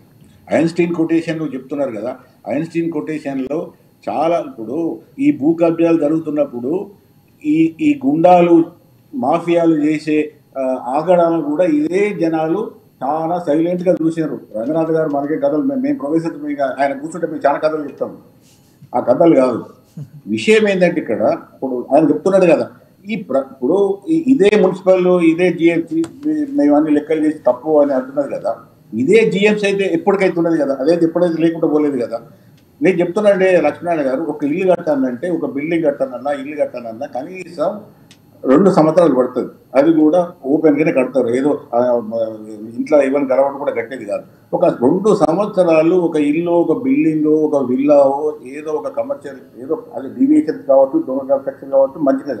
అది జనాలకు కనబడకుండా ప్రభుత్వ ఏవైతే నిఘా సంస్థలు ఉంటాయో వాళ్ళకి కనబడకుండా జరగదు. బిల్డింగ్ ఇన్స్పెక్టర్ ఉంటాడండి, బిల్డింగ్ ఇన్స్పెక్టర్ పని ఆ ఏరియాలో ఏం కన్స్ట్రక్షన్ జరుగుతున్నాయి, ఏమైనా డివియేషన్ జరుగుతున్నాయా, పర్మిషన్ ఇచ్చిన వాటికి ఇల్లీగల్ కన్స్ట్రక్షన్ పని, అది మన జాబే. అది అక్కడి నుంచి మొదలు పెడితే మున్సిపాలిటీ మీద కమిషనర్ సెక్రటరీ మీద మినిస్టర్ మీద ముఖ్యమంత్రి, ఇది ఒక ప్రభుత్వ యంత్రాంగం. ఈ యంత్రాంగం ఇటు ఒక కార్పొరేటర్ ఉంటుందో, అక్కడ ఒక ఎమ్మెల్యే ఉంటాడో, ఎంపీ ఉంటాడో, వీళ్ళందరికీ ఎవరికి ఏం తెలియకుండా ఎవడో ఆమ్ చూమనో లేకపోతే అద్భుత దీపం అలా అవుతుంది అద్భుత దీపం లెక్క ఇల్లు ఒకనాడు ఓవర్ నైట్ కాదు.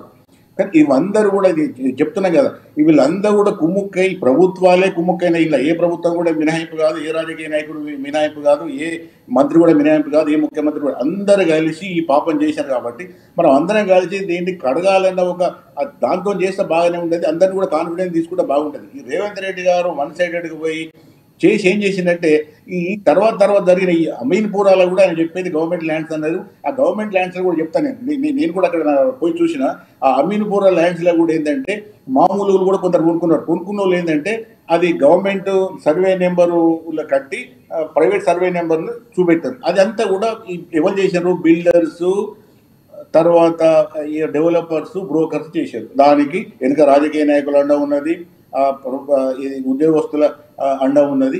ఆఖరి మునిగినోడు ఎవడండి, మునిగినోడు మామూలుగా కొనుక్కున్నాడు. ఒక్కొక్కడు ఆ విల్లాస్ అక్కడ పటేల్ కూడా విల్లాస్ నాకు తెలిసిన వాళ్ళు 2 ఉన్నారు, గోదావరికి రామగుండం నుంచి వచ్చి కొనుక్కున్నారు.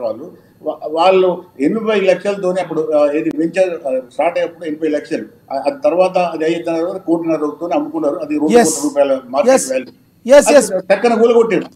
లక్ష్మీనారాయణ గారు ఒకటి చెప్పేది, కొన్న వాళ్ళకి ఏం తెలుస్తుందండి, నీ గవర్నమెంట్ పర్మిషన్ ఉన్నది, రిజిస్ట్రేషన్ అయింది, బ్యాంక్ లోన్ ఇచ్చింది, సడన్ గా ఇది గవర్నమెంట్ ల్యాండ్ అంటే మరి అంతకుముందు ఏం చేసింది, ఈ వ్యవస్థ అంతా ఏం చేసింది?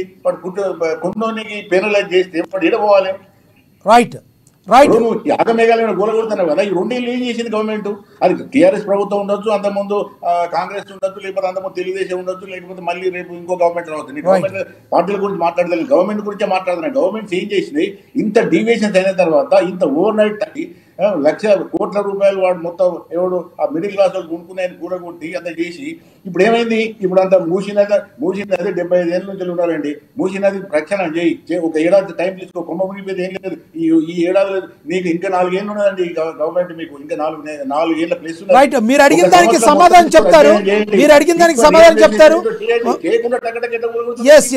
మనతో ఫోన్ లైన్ లో అందుబాటులో ఉన్నారు కె సుజాత గారు, కాంగ్రెస్ పార్టీ అధికార ప్రతినిధి. ఆవిడ సమాధానం చెప్తారు, ఆవిడతో మాట్లాడదాం ఒకసారి. సుజాత గారు గుడ్ ఈవినింగ్ అండి.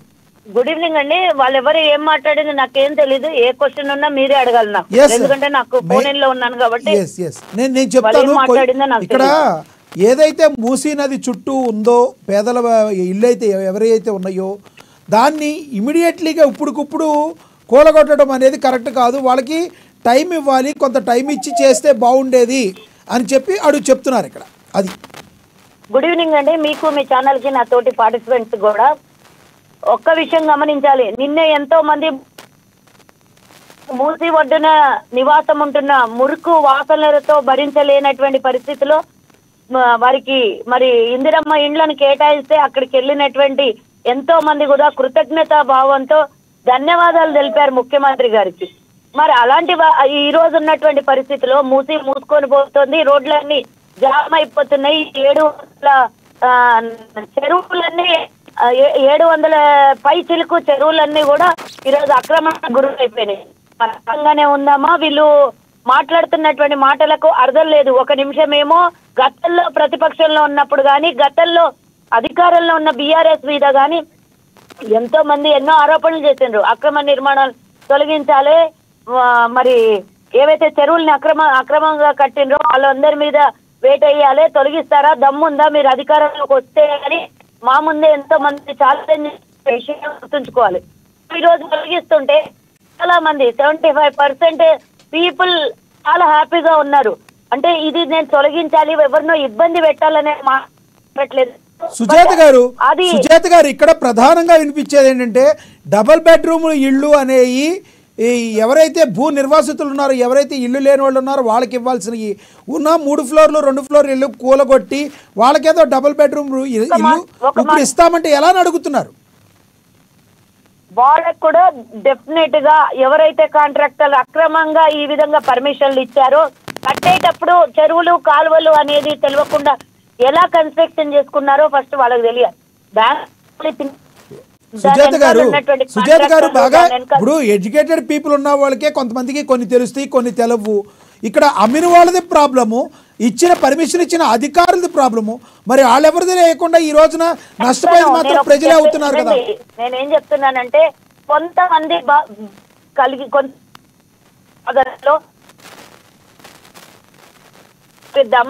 10% బాధలో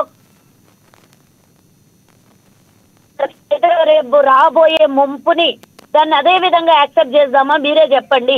ఒకళ్ళ వీళ్ళకి టైము పర్మిషన్ పంచుకుంటారు.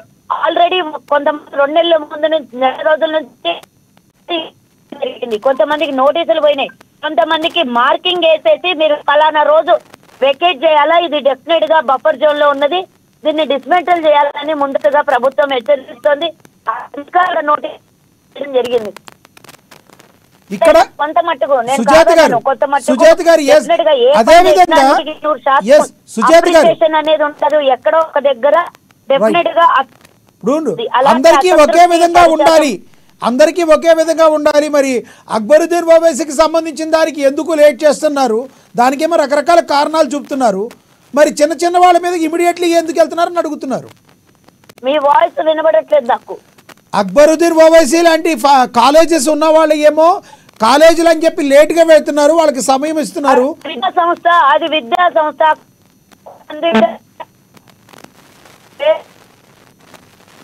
సంస్థ అయితే అక్రమంగా కట్టొచ్చా అండి?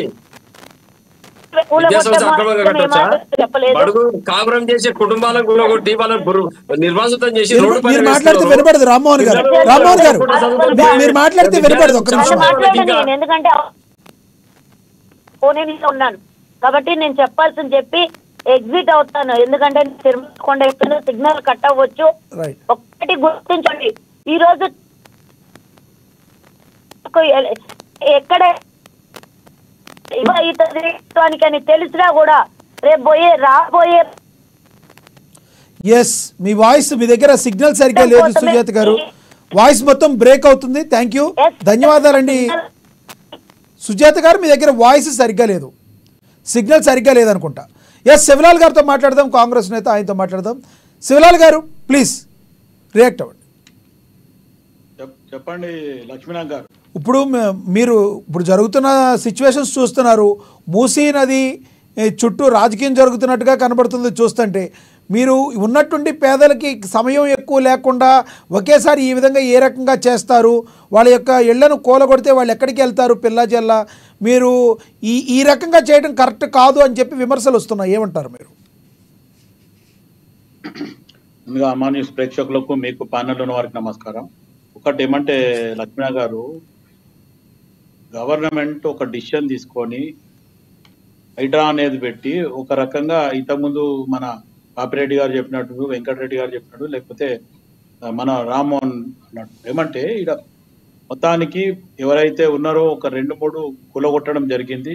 ఎన్ కన్వెన్షన్ అనుకోండి, లేకపోతే ఇంకోటి ఆ మిరాలం ట్యాంక్ దగ్గరది కూడా ఎవరు మాట్లాడతలేరు. ఎందుకంటే ఆపోజిషన్ పార్టీ బహుశా మాట్లాడకపోవచ్చు, కాంగ్రెస్ పార్టీ మేమే మాట్లాడాలి. ఎందుకంటే మిరాలం ట్యాంక్ దగ్గర ఏదైతే ఎఫ్టీఏలో కబ్జా ఉండేనో అది ఎంఐఎం ఎమ్మెల్యేదే ఫస్ట్ అక్కడ కూడా స్టార్ట్ అయింది, ఎన్ కన్వెన్షన్ అయింది. తర్వాత మొత్తానికి ఇటు వెళ్ళిపోవడంతో మొత్తానికి మళ్ళా కేటీఆర్ దగ్గర పోయిన తర్వాత కథ అంతా మళ్ళీ అక్కడిక్కడ తిరిగింది. మళ్ళీ తర్వాత ముఖ్యమంత్రి రేవంత్ రెడ్డి గారి అన్న దగ్గరికి పోవడం జరిగింది. ఇవన్నీ ఒక రకంగా ప్రజలు అటు ఇటు అనేది కూడా ఆలోచిస్తుండ్రు. ఆపోజిషన్ పార్టీ వాళ్ళకు కూడా అది ఒక రకమైన ఎందుకు ఇట్లా చేస్తున్నారు అనేది అడగడానికి వాళ్ళకు కూడా ఒక అవకాశం దొరికింది. అయితే ఒకటి ఏంటంటే, ఇప్పుడు మూసీ ప్రక్షాళన గురించి మాట్లాడినప్పుడు ఆ మూసీ ప్రక్షాళనలో ఏవైతే మూసీ పరివాహిక ప్రాంతాలలో ఎవరైతే నివసిస్తున్నారో వాళ్ళ పరిస్థితులు కొన్ని దుర్భరంగా ఉన్నాయి. లేకపోతే గతం నుంచి కూడా ఉన్నాయి, ఇప్పుడే కాదు, ఇవాళ కొత్త కొంది కాదు. ఎప్పుడైతే మూసి పరివాహక ప్రాంతాలలో ఎవరెవరైతే కబ్జా చేసుకొని ఉన్నారో వాళ్ళు కొంతమంది వేరే డిస్ట్రిక్ట్ అని వచ్చిన వాళ్ళు కూడా ఉన్నారు, లేకపోతే హైదరాబాద్ లో ఉన్న వాళ్ళు కూడా కొంతమంది ఉన్నారు, లేకపోతే ఇప్పుడు కూడా కొంతమంది వీటిని కట్టి కిరాయికి ఇచ్చి వేరే వాళ్ళకి ఇచ్చి వాళ్ళు ఇంకొక దగ్గర ఉన్న వాళ్ళు కూడా ఉన్నారు. ఇట్లా 2-3 రకాలుగా ఉన్నాయి అక్కడ. అయితే అది అధికారులు మొత్తానికి వీటిని అంతా పరిశీలిస్తున్నారు. దాంట్లో ఎవరెవరు ఇక్కడ లోకల్ గా కట్టుకొని ఉన్నోళ్ళు కొంతమంది ఉన్నారు, వీటిని కిరాయికి ఇచ్చుకొని దాని మీద బతికే వాళ్ళు కొంతమంది ఉన్నారు. సో ఇవన్నీ కూడా ప్రక్షాళన జరుగుతుంది. గూలగొట్టడం మటుకు మొత్తానికి వాళ్ళకి అవకాశం ఇచ్చి నచ్చజెప్పి అవసరమైతే గవర్నమెంట్ మిషనరీ మూవ్ అయ్యి వాళ్ళని DCM లో తీసుకుపోయి వాళ్ళకి ఏదైతే ఇప్పుడు అలాట్ చేసిన ఇళ్ళు ఉన్నాయో అక్కడ పంపిస్తున్నారు పోయిటాన్ వాళ్ళకి. మిగతా వాళ్ళకి ఇప్పుడు సుజాత గారు చెప్పినట్టు అదైతే అక్కడ మార్క్ వేసి మీరు విత్ ఇన్ నో టైంలో ఇంత టైంలో మీరు వెళ్లాల్సి వస్తుంది, ఇదంతా మేము గులగొడతాం అనేది చెప్పడం జరిగింది. కొన్ని జాగాలలో వాగ్వాదం జరిగింది వాస్తవము, కొన్ని జాగాలలో మటుకు ఖచ్చితంగా ప్రజలు సానుకూలంగా స్పందించి సరే మేము వెళ్తామని వెళ్ళిన వాళ్ళు కూడా ఉన్నారు. అయితే ఈ 2 రకాల మధ్యన ఇప్పుడు నేను బహుశా మా రామ్మోహన్ కి కోపం వస్తుంది, ఒక వాయిస్ వినడం జరిగింది BRS శ్రేణుల నుంచి. కొంచెం KTR మీడియా అంతా మొత్తం ఆడ ఏదైతే ఇట్లాంటి పరిస్థితులు జరుగుతున్నాయో కూలగొట్టే పరిస్థితి ఉందో అక్కడ వెళ్ళి 2,000 రూపాయలు వాళ్ళకి ఇస్తున్నారు, వాళ్ళు ప్రజలలో వెళ్ళి BRS క్యాండిడేట్ గా అపోజ్ చేస్తున్నట్టు మాట్లాడాలనేది అక్కడ ఒక రూల్. అయితే దానికి 2,000 రూపాయలు ఒక్క మనిషికి ఇస్తున్నారు. ఆ మీటింగ్ లో పోవాలి, మీరు కూడా ప్రజలలో అక్కడ ఒక లోకల్ వ్యక్తి లాగానే మీరు మాట్లాడాలనేది నా దగ్గర ఈ రోజు ఆ వీడియో రికార్డింగ్ సాక్ష్యం ఉంది, నేను అది పంపిమంటే కూడా నీకు పంపిస్తాను. ఓకే.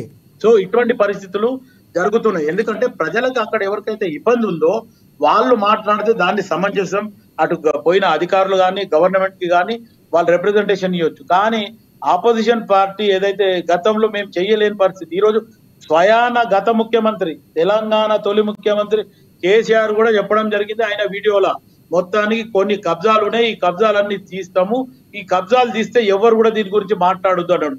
ఆయన కేసీఆర్ మాట్లాడింది.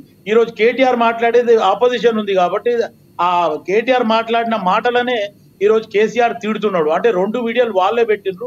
ఆ 2 వీడియోలు అలాగా తండ్రేమో చేయాలంటుండు, కొడుకేమో చేయొద్దు అంటుండు. ఇటువంటి పరిస్థితిలో ఈ రోజు జరుగుతుంది. ఇంకోటి హైడ్రా కమిషనర్ గారు కూడా ఇంతకుముందు మీరు లైవ్ లో మాట్లాడిపించినప్పుడు ఆయన కూడా చెప్పడం జరిగింది, ఏమని, ఏదైతే ప్రజలలో 2 రకాలుగా ఆలోచనలు రామ్మోహన్ గారు మిమ్మల్ని ఏదో ప్రశ్న అడుగుతున్నారు, అందరు మమ్మల్ని మెచ్చుకున్నారు. శివరాల్ గారు రామ్మోహన్ గారు మిమ్మల్ని ఏదో ప్రశ్న అడుగుతారు. రెండిట్లో కూడా ప్రజలకైనా సరే అటు బడాబాబులకైనా సరే ఎవరికి మినహాయింపు ఉండదు, ఖచ్చితంగా చేస్తాం. ఇంతకుముందు ఎవరో మన ప్యానెల్ లో మాట్లాడేవారు MIM వాళ్ళది కూలగొట్టరా అని అడిగిండ్రు. MIM వాళ్ళది ఫస్ట్ మిరాలం ట్యాంక్ దగ్గర కూలగొట్టింది, అది కూడా 4 floors బిల్డింగ్. ఫస్ట్ MIM వాళ్ళదే, MIM ఎమ్మెల్యే మిరాలం ట్యాంక్ అంటే జూ పార్క్ దాటిన తర్వాత అక్కడ కూలగొట్టింది కూడా జరిగింది. అయితే ఈ రోజు MIM వాళ్ళు పెద్ద కాదు, లేకపోతే కాంగ్రెస్ వాళ్ళు చిన్న కాదు, మొత్తానికి ఎవరైతే కబ్జా చేసిండ్రో వాళ్ళందరిది కూల్చాల్సిందే. న్యాయం అనేది ఒకటే ఉంటుంది, ధర్మం అనేది ఒకటే ఉంటుంది. మొత్తానికి నీకు ఒక ధర్మం నాకు ఒక ధర్మం, లేకపోతే నీకు ఒక న్యాయం నాకు ఒక న్యాయం కాదు. ఖచ్చితంగా ఎవరైతే ఇప్పుడు రేవంత్ రెడ్డి గారు అన్నది కూడా కూల్చాలని అడగడం జరిగింది. దాంట్లో 4 వారాలదో 8 వారాలదో మొత్తానికి దాన్ని పరిశీలించి నాకు రిపోర్ట్ ఇవ్వమని చెప్పి హైకోర్టు చెప్పడం జరిగింది. అది అయిన తర్వాత దాన్ని కూడా ఖచ్చితంగా కూలుస్తారు. అటు ముఖ్యమంత్రి అన్న తిరుపతి రెడ్డి గారు కూడా ఓపెన్ గా చెప్పడం జరిగింది, నాకు అవకాశం ఇస్తే నేను గులగొడతా, లేదంటే మీరు గులగొట్టిన పర్లే, ఇది నేను సొంతగా కొని కట్టింది కాదు, కట్టినాకనే నేను కొన్నానని చెప్పడం. రైట్. శివరాల్ గారు మళ్ళీ వస్తాను మీ దగ్గరికి. రామ్మోహన్ గారు కంక్లూడ్ చేయండి సార్. ఒక్క విషయం శివరావు గుర్తుపెట్టుకోవాల్సింది, మనము ఎప్పుడైతే మూసీ నదికి వరదలు వచ్చినాయో నిజాం జమానాలో వారు మోక్షగుండ విశ్వేశ్వర గారిని పిలిచి ఒక వరద నీరు హైదరాబాద్ నగరాన్ని మళ్ళీ బీభత్సం సృష్టించకుండా హైదరాబాద్ నగరం సురక్షితంగా ఉండే విధంగా డిజైన్ చేయమని చెప్తే మోక్షగుండ విశ్వేశ్వర గారు నీరు పోవడానికి, వరద నీరు పోవడానికి మూసీకి అండర్ గ్రౌండ్ డ్రైనేజీ అనేది పెద్ద కాల్వలు నిర్మాణం చేయడం జరిగింది. తదనంతర పరిణామ క్రమంలో కూడా కాంగ్రెస్ ప్రభుత్వ జవాన్లు కొందరు అక్కడక్కడ బఫర్ జోన్ లో FT లో కట్టుకున్నారు. మీరే చెప్తా ఉన్నారు. మేమేమో ఒకటి విషయం చెప్పేదంటే BRS పార్టీ కేసీఆర్ గారు కానీ KTR గారు ఒకటి చెప్తున్నారు. కేసీఆర్ గారు ఏమంటున్నారు, అన్యాక్రాంతమైన తీయాలి అంటున్నారు. KTR గారు కూడా అన్యాక్రాంతమైన తీయాలంటున్నారు. దానికి ఒక నిర్దిష్టమైన ప్రణాళిక రూపొందించి దాని ప్రకారం చట్టబద్ధంగా చేయమంటున్నారు. ఈ రోజు హైకోర్టు ప్రభుత్వాన్ని ప్రశ్నిస్తా ఉంది.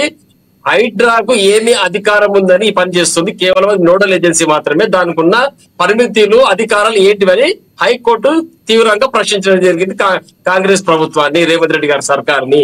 మరి దీనిపైన బ్లూ ప్రింట్ లేకుండా ముఖ్యమంత్రి కేసీఆర్ గారు, మొట్టమొదటి తెలంగాణ ముఖ్యమంత్రి కేసీఆర్ గారు బిల్డింగ్ రెగ్యులరైజేషన్ స్కీమ్ పేరిట, బిఆర్ఎస్ స్కీమ్ పేరిట, ఎల్ఆర్ఎస్ పేరిట స్కీములు పెట్టి ప్రజలకు ఎక్కడైతే ఎల్ఆర్ఎస్ డబ్బులు కట్టండి, బిఆర్ఎస్ డబ్బులు కట్టండి, దాని ద్వారా మీకు సురక్షిత ప్రాంతాన్ని తరలించే విధంగా ప్రణాళిక రూపొందించి ఆ యొక్క బాధితులను ఎవరైతే అక్రమంగా నిర్మాణం చేసుకున్నారో తెలుసో తెలియక చాలా మంది ఇప్పుడు ఏమంటారు, మీరు తిరుపతి రెడ్డి గారు నేను కట్టలేదంటే కట్టింది కొనుక్కున్నా అంటున్నారు. ఈ రోజు బాధితులు ఎవరైనా అంటే బాధితులు తిరుపతి రెడ్డి అయ్యాడు. మరి వారికి అమ్మింది ఎవరు, ఆ నిర్మాణానికి పర్మిషన్ ఇచ్చింది ఎవరు, అధికారులు ఎక్కడ ఉన్నారు? ఇప్పుడు ఇంతకుముందుకు రంగనాథ్ గారు ఏం చెప్తున్నారు, అక్కడ అమీన్పూర్ చెరువులో ఒక సెక్రటరీని అరెస్ట్ చేసి జైలు పంపినాం, ఆయన సస్పెండ్ చేయడం జరిగింది అంటున్నాడు.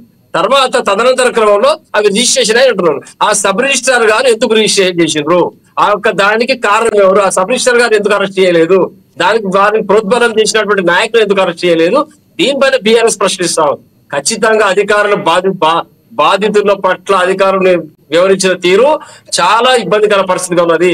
ఈ యొక్క విలేజ్ సెక్రటరీని సస్పెండ్ చేస్తాం, అరెస్ట్ చేస్తాం, ఎందుకంటే వాడు గ్రేడ్ 3, గ్రేడ్ 4 ఎంప్లాయీ కాబట్టి, సబ్ రిజిస్ట్రార్ మెజిస్ట్రేట్ లెవెల్లో ఉన్నాడు కాబట్టి ఐఏఎస్ అని సబ్ రిజిస్ట్రార్ గారు తప్పు చేసినా వాడు ఏం చేయలేదు. కాబట్టి ఇటువంటి పనులు మానుకొని ఇక్కడ ఎవరైతే ఇల్లు అక్రమంగా ఇమీడియట్ గా కూలగొడుతున్నారో కూలగొట్టకుండా వారికి కూడా సమయం ఇవ్వండి, వారు కోర్టుకు పోతారు, కోర్టు మళ్ళీ ఆపుతుంది. మరి తిరుపతి రెడ్డి గారు 4 వారాల సమయం ఎందుకు ఇచ్చినట్టు కోర్టు, ఇమీడియట్ గా ఎందుకు కూలగొట్టలేదు? డోజర్ తీసుకోపోయి బుల్డోజర్ పెట్టి ఇమీడియట్ గా కొట్టేస్తున్నారు. అక్కడ ఎవరు బాధితుల పరివాహక ప్రాంతం అని, బఫర్ జోన్ అని, లేకపోతే ఎఫ్టీఎల్ లో కట్టినవని, లేకపోతే అక్రమంగా కట్టినవని. మరి తిరుపతి రెడ్డి గారు కూడా అక్రమమే, ఎందుకు కొట్టింది ఇమీడియట్ గా పోయి, వారికి సమయం ఎందుకు ఇచ్చిండ్రు? అసదుద్దీన్ ఓవైసీ గారికి సమయం ఎందుకు ఇచ్చిండ్రు? ఇమ్మీడియట్ గా పోయి బుల్డోజర్ తీసుకుపోయి ఇదే బుల్డోజర్ తీసుకుపోయి కొట్టాలి కదా, ఎందుకు కొడతలేరు? మరి దీనిపైన కాంగ్రెస్ ప్రభుత్వం సమాధానం చెప్పాలి. గడిచిన ప్రభుత్వం అది విద్యా సంస్థ పిల్లల యొక్క విద్యార్థుల భవిష్యత్తు కోసం కొంత టైం ఇచ్చామంటున్నారు. అది విద్యా సంస్థ పిల్లల దాని గురించి టైం ఇచ్చామంటున్నారు. విద్యా సంస్థ అవునండి, విద్యా సంస్థ ఓవైసీ గారికి చాలా బిల్డింగ్లు ఉన్నాయి, ఓవైసీ గారికి చాలా బంగ్లాలు ఉన్నాయి, చాలా స్థలాలు ఉన్నాయి. ఆ విద్యా సంస్థ షిఫ్ట్ చేసుకోవచ్చు కదా. ఈ రోజు వరదలు ఎక్కువై గ్రావిటీ తగ్గిపోయి భూమి యొక్క గట్టిదనం తగ్గిపోయి ఇమీడియట్ గా బిల్డింగ్ ఉండిపోయి పిల్లలు చచ్చిపోతే ఎవరు రెస్పాన్స్ దానికి? చెప్పండి, ఈ విషయం మీద సమాధానం చెప్పాలి కాంగ్రెస్ ప్రభుత్వం. ఆసుపత్రులు గాని, పాఠశాలలు గాని, ఇంకా షాపింగ్ మాల్స్ గాని ఇమ్మీడియట్ గా ఖాళీ చేయించాల్సిన అవసరం ఉన్నది. ఒక ఇల్లు కూలిపోతే కేవలం కుటుంబం ఒకరో ఇద్దరు చనిపోతారు. ఒక పాఠశాల గాని, ఒక షాపింగ్ కాంప్లెక్స్ గాని, ఒక స్కూల్ గాని చచ్చిపోతే వందలాది మంది ప్రాణ నష్టం జరిగే అవకాశం ఉంటది. కాబట్టి వాటిపైన ఇమ్మీడియట్ గా చర్య తీసుకోవాలి.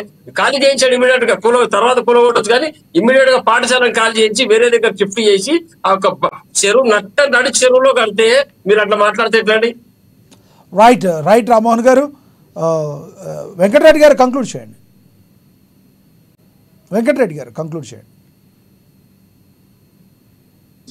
హైదరాబాదు అభివృద్ధి, పునర్నిర్మాణము, ఈ వాతావరణము, కలుషితము, వీటన్నిటిని దృష్టిలో పెట్టుకున్నప్పుడు నిర్ణయం కరెక్టే రేవంత్ రెడ్డి గారి.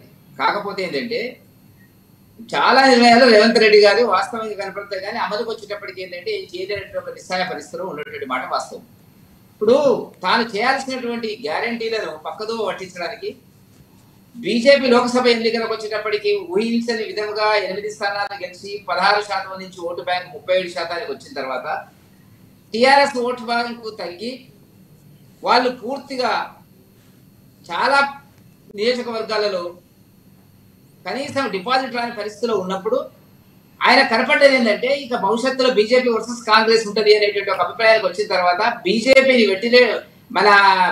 ఎట్లా వెనక్కి కొట్టాలా, వెంటిలేటర్ మీద ఉన్నటువంటి బీఆర్ఎస్ పార్టీని ఎట్లా పైకి తేవాలా అనేటువంటి దాని కింద వాళ్ళ మీద ఆరోపణలు చేయడానికి ఏదో ఒక అస్త్రాలను ఉపయోగించి వాళ్ళిద్దరు ఈ మధ్య చూస్తున్నారు. మీరు చేస్తున్న అభియోగం ఎదురుదాడిలాగా అనిపిస్తలేదా? మీ రాజకీయ వ్యూహం అనుకోవాలా ఇది వెంకటరెడ్డి గారు? ఎందుకంటే ఇప్పుడు మీరు సీట్లు గెలుచుకోవడానికి పరోక్షంగా బీఆర్ఎస్ పార్టీ ఓట్లే మీకు టర్న్ అయినట్టుగా కూడా అందరూ చెప్తున్నారు. దీనికి మీరు రివర్స్ వేస్తున్నారు. ప్రజలు ఏ బీఆర్ఎస్ పార్టీకి ఉండరు, మాకు ఉండరు, కాంగ్రెస్ ఉండరండి. అవకాశాన్ని బట్టి, పరిస్థితులను బట్టి ఏ పార్టీ ముందుకు వచ్చింది, ఏ పార్టీ మేనిఫెస్టో అయింది, ఏ పార్టీ సుపరిపాలన చేయగలుగుతుంది దాని మీద ఓట్లు వేస్తారు, అది అనుకోవడం తప్ప అది ఉంటుందా? బీఆర్ఎస్ పార్టీకి ఏమైనా ఖాతానా, ఫిక్స్డ్ డిపాజిట్ అనేది ఉండడానికి కాంగ్రెస్ కి ఉంటుందా, బీజేపీకి ఉంటుందా? నేను అన్నది ఏంటంటే ఇది ఒక రాజకీయం ఉంది దీంట్లో. హైడ్రా అనేటువంటి దాన్ని తెచ్చి రోజు మీరు టీవీలు ఉదయించి సాయంత్రం వరకు నేను ఇప్పుడు 3 టీవీలో మాట్లాడినా. దేని గురించి మాట్లాడినంటే అభివృద్ధి కాదు, 6 గ్యారంటీలు కాదు, ఒక ప్రణాళిక కాదు, వైద్యం కాదు, విద్య కాదు, వీటిని మర్చిపోయినా మనం. కాబట్టి పబ్లిక్ ఏమి చేయలేనటువంటి అప్పుల కూపంలో ఉన్నటువంటి కాంగ్రెస్ గవర్నమెంట్ ఏం సహాయ పరిస్థితుల్లో ఏం జరిగితే ఇటువంటి కార్యక్రమాలు తెచ్చి కాలాన్ని వెలుగుచ్చేటువంటి అవకాశం ఉంటుంది. ప్రజలు దీన్ని తొందరలోనే అర్థం చేసుకుంటారని మేము భావిస్తున్నాం. రైట్. బాపిరెడ్డి గారు కంక్లూడ్ చేయండి సార్.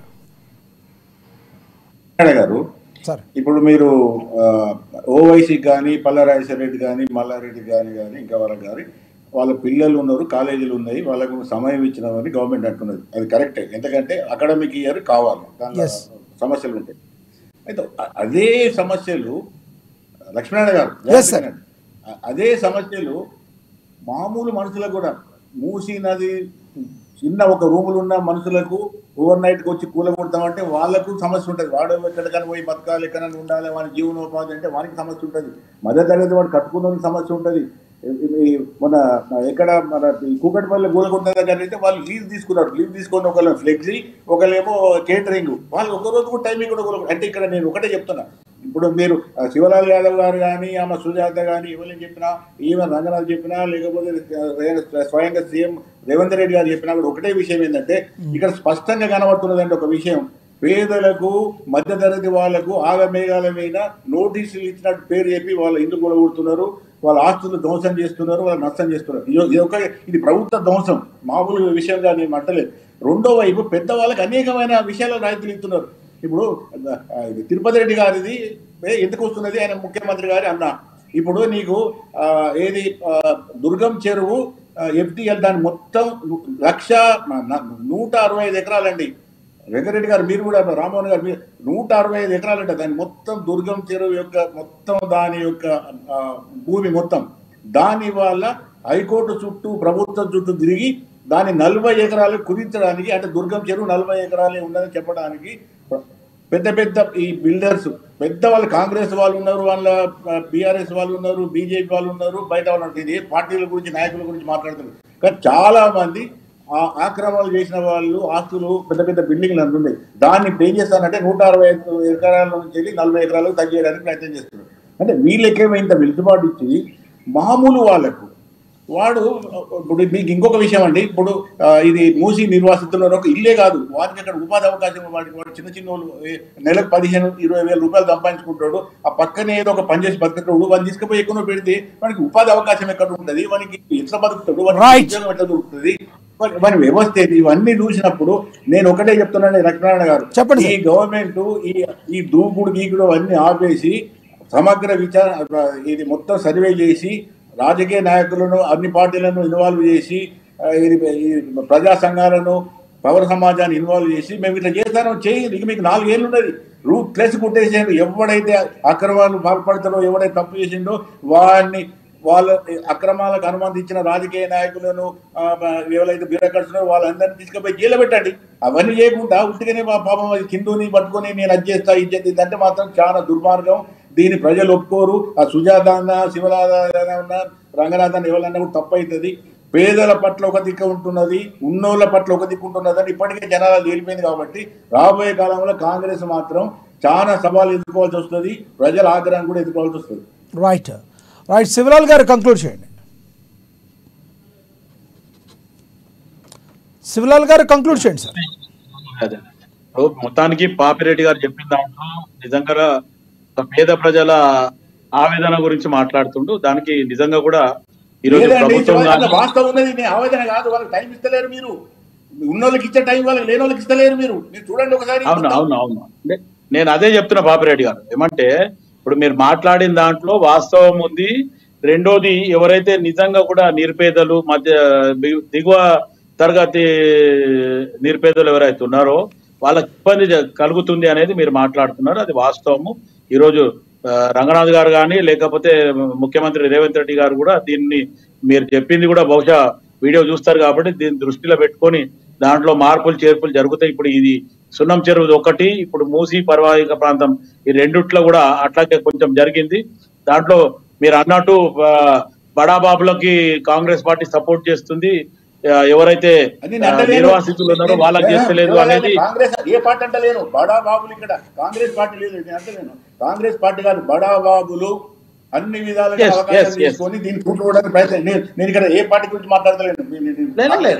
అంటే ఇప్పుడు అధికారంలో మేమే ఉన్నాం కాబట్టి మా పార్టీ గురించి నేను చెప్తున్నా పాపిరెడ్డి గారు. అయితే మొత్తానికి మీరు చెప్పింది పార్టీ పేరు చెప్పకుండా ఇట్లా చేస్తున్నారు, చేయొద్దు అంటున్నారు. దానికి నిజంగా కూడా ఈ రోజు మన లైవ్ డిబేట్ లో ముఖ్యమంత్రి గారు కానీ సలహాదారులు కానీ ఎంతో మంది చూస్తూ ఉంటారు. వాళ్ళకు కూడా ఇది మీరు చెప్పిన ఒక సూచన సలహాగా తీసుకుంటాం. కాంగ్రెస్ పార్టీ కూడా సూచన సలహాలు ఇవ్వండి, ఏమన్నా మార్పులు చేర్పులు ఉంటే కూడా ఇమీడియట్ చేస్తామంటున్నాం. గతంలో కూడా చేయడం జరిగింది. ఏదైతే మధ్యరాత్రి 1 గంట 2 గంటల వరకు కూడా ఎస్టాబ్లిష్మెంట్ క్లోజ్ ఉండాలన్నారు. ఇట్లా కూడా ఇంతకు ముందు మనం ఏదో డిబేట్ లో మాట్లాడినప్పుడు లేదు 10 నుంచి 11 గంటల వరకు ఏదైతే మీరు చెప్పిండ్రో అవి అన్ని బంద్ ఉండాలా. ఒక మెడికల్ షాప్లు లేకపోతే కొన్ని టూరిజం స్పాట్ లాగా హోటల్స్ కొన్ని అత్యవసరం ఉన్నాయో ఓపెన్ పెట్టాలి, మిగతా బంద్ చేయాలని చెప్తే గవర్నమెంట్ అదే జీవో మొన్న ఇవ్వడం కూడా జరిగింది. గవర్నమెంట్ ఎప్పటికప్పుడు సూచన సలహాలు తీసుకుంటుంది. ఇంకోటి గతంలో ఉద్యమకారులని గత ప్రభుత్వం మెచ్చుకోలేదు, లేకపోతే వర్ధంతులు కానీ జయంతులు కానీ చేయలేదు. ఈరోజు కాంగ్రెస్ పార్టీ చేస్తుంది. ఎందుకంటే ప్రజాపాలన అనుకోవడము, ప్రజలకు శ్రేయస్సు కోరుకుంటే పార్టీ ముందుకు పోతుంది. కాబట్టి మీరు మూసీ పారివాహిక ప్రాంతాలలో కూడా ఏం జరిగిందో దాని మీద కూడా మళ్ళీ ఒకసారి తర్జన భర్జన అయి చర్చ చేసి దాంట్లో అక్కడ జరిగిన లోపాలు ఏంది మళ్ళీ తీసుకొని కూడా సరి చేస్తుంది. ఎందుకంటే ప్రజలకు ఇచ్చిన హామీలు కూడా మనకు ఒక టాస్క్, అది కూడా చేయాలా. ఇవి సైమల్టేనియస్లీ గవర్నమెంట్ రన్ చేయడము, ఖజానా లేకుండా తర్వాత ఖజానా సమకూర్చుకోవడము, ఇటు ప్రజలకు ఇచ్చిన 6 గంటలు హామీ చేయడం. ఇప్పుడు ఇంకా మీదికే హైడ్రా అయితే వెంకటరెడ్డి అసంటి వాళ్ళు ఇంకా మిగతా వాళ్ళు ఏమంటారు అంటే పులి మీద సవారీ చేస్తుంటారు రేవంత్ రెడ్డి గారు. ఆ పులి మీదకి దిగితే ప్రాబ్లం అవుతుంది అంటారు. పులి సవారీ మంచిగా చేస్తారు, పులిని కూడా కంట్రోల్ చేస్తాడు. మొత్తానికి ఇది ఒక సిస్టమ్ గానే పోవాలని మనం కూడా కోరుకుందాం. రైట్. ధన్యవాదాలండి శివలాల్ గారు చర్చలో పాల్గొన్నందుకు, ధన్యవాదాలండి పాపిరెడ్డి గారు చర్చలో పాల్గొన్నందుకు, ధన్యవాదాలు వెంకటరెడ్డి గారు, ధన్యవాదాలు మోహన్ గారు, రామ్మోహన్ గారు, ధన్యవాదాలు సుజాత గారు ఫోన్ లైన్లో అందుబాటులో వచ్చినందుకు. ఏది ఏమైనప్పటికీ కూడా మూసీ నది చుట్టూ ప్రజెంట్ ఎవరి అయితే ఆక్రమణకు గురైనాయో వాటిని ఇమీడియట్లీ కూలగొట్టడాన్ని చాలా వరకు విమర్శలు వెల్లువెత్తుతున్న వేళ రానున్న రోజుల్లో ప్రభుత్వం ఎటువంటి స్టెప్స్ తీసుకుంటుందో వేచి చూడాల్సిన పరిస్థితి.